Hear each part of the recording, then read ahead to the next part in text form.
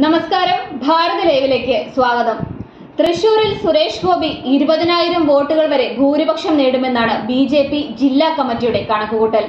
നിയോജക മണ്ഡലങ്ങൾ തിരിച്ചുള്ള കണക്കുകളിൽ മികച്ച മുന്നേറ്റം തന്നെ സുരേഷ് ഗോപി നടത്തുമെന്നാണ് പാർട്ടിയുടെ വിലയിരുത്തൽ.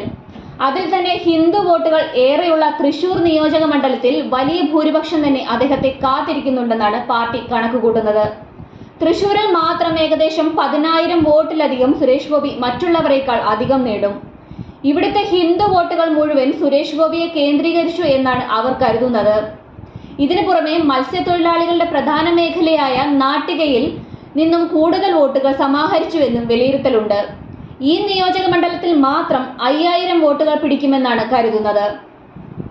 ഇരിങ്ങാലക്കുടയിലും സുരേഷ് ഗോപിക്ക് മേൽക്കൈയുണ്ടെന്നാണ് ജില്ലാ നേതൃത്വം പറയുന്നത്.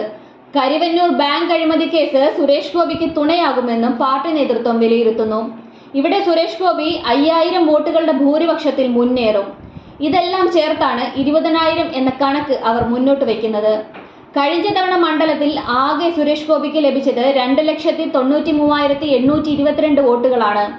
ഇക്കുറി ഈ കണക്കുകൾ കാര്യമായ മാറ്റമുണ്ടാകും. ഏകദേശം 60,000 വോട്ടുകൾ സുരേഷ് ഗോപിക്ക് അനുകൂലമായി എത്തിയെന്നാണ് കണക്കുകൂട്ടൽ.